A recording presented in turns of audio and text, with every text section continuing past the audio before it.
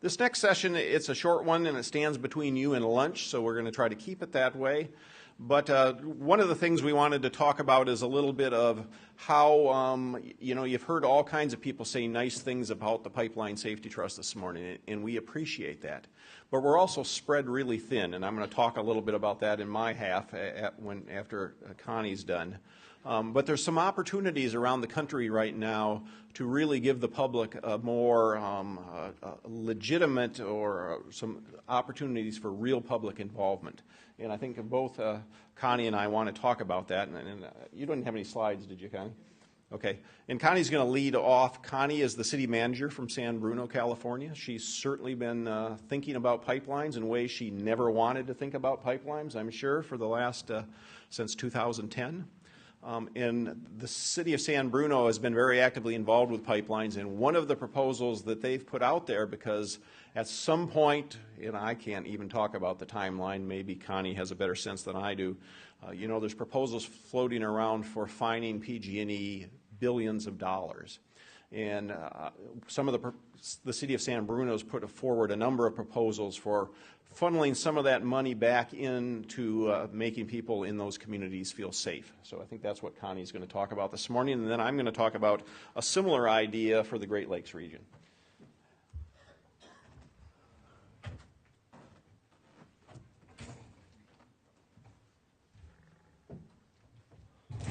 Great. Thank you, Carl, and thank you all for being here to devote your time to this important topic.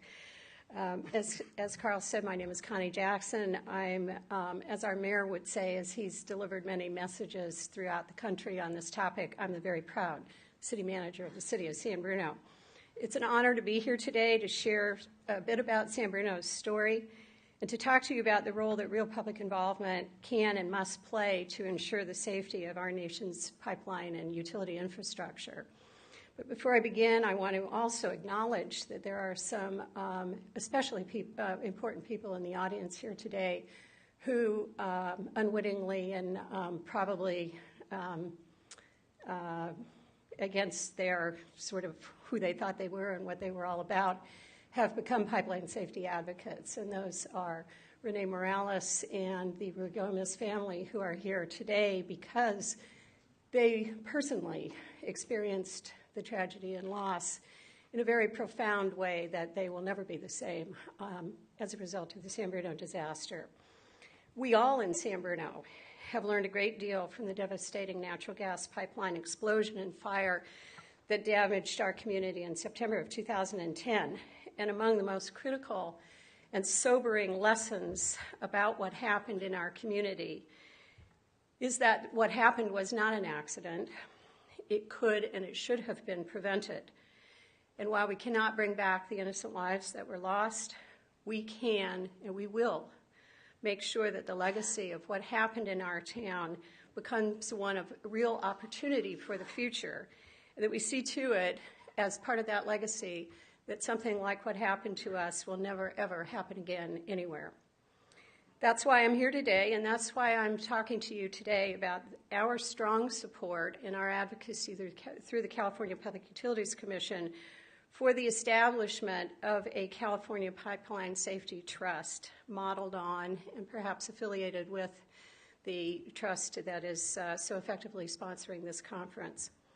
This organization would promote effective and independent state and federal oversight and advocacy for safety in California, and we hope beyond. We're pushing for an investment of $5 million as part of the penalties against PG&E for that initiative. For those of you who don't know, San Bruno is located just south of San Francisco, immediately adjacent to the San Francisco International Airport.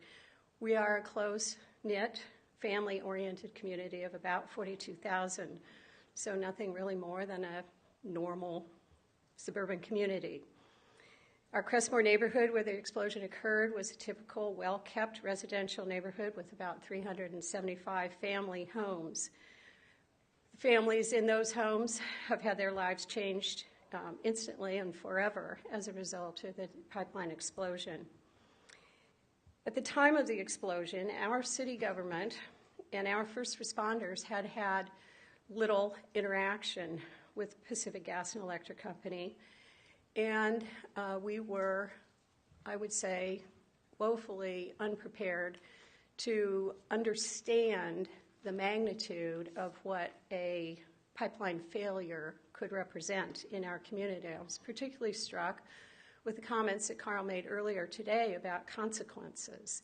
And what we realize in the wake of the disaster in our town is that, in fact, aside from all of the various issues about how long it took to deploy the resources to shut off the gas and put out the fire, that in fact it was really the fact that we did not know what could happen and what the results or the consequences of that would be that was really the greatest handicap in our ability to thoughtfully prepare and respond.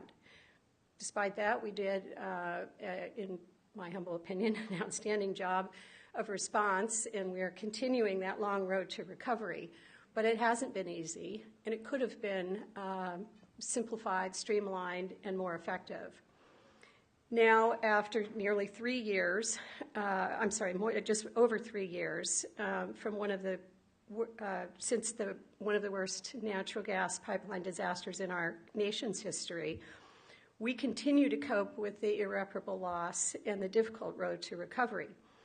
As part of our recovery, what we are doing is participating in the California Public Utilities Commission penalty proceedings, and we are fighting to hold PG&E and the California Public Utilities Commission accountable and responsible. We have received funds to establish the San Bruno Community Foundation as a result of negotiations with PG&E.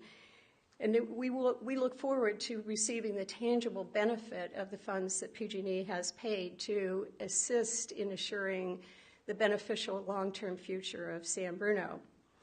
But again, our interest has been focused around making sure that this type of thing doesn't happen to anybody else and that they don't have to experience both the recovery, the rebuilding, as well as the tragedy. San Bruno has called for major changes to the way that utility companies do their business and that regulators do business. One significant change, as I indicated before, that we would like to see is better communication and a stronger relationship between the public and the regulators and operators to safeguard community safety. Our pipeline infrastructure is aging. Some of it is frankly just defective.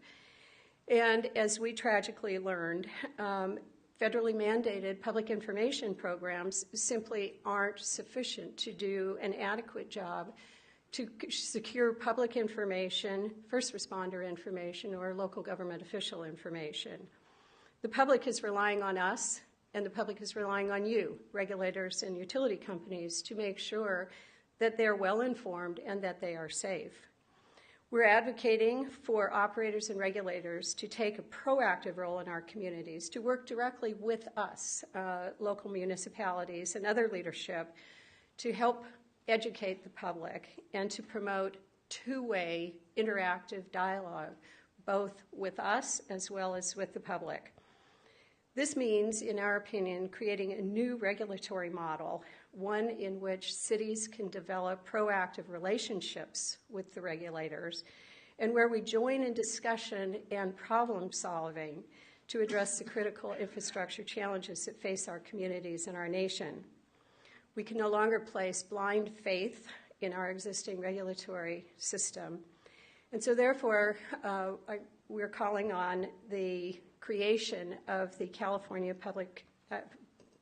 Pipeline Safety Trust to promote and facilitate that effective and independent state and federal oversight and that dialogue that we feel is absolutely critical.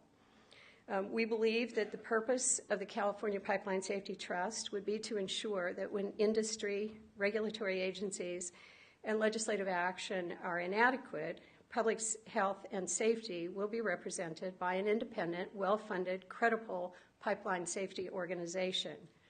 Again, we've recommended that $5 million of the penalty be directed to that purpose. We believe strongly that directing this portion of the penalties to create this type of an endowment would safeguard communities at risk from pipeline failures by ensuring that California citizens participate in and are represented during pipelines policy making. We're looking for the trust to promote independent pipeline scrutiny and another enforcement tool to actually assist in promoting the discussion and activity of pipeline regulation.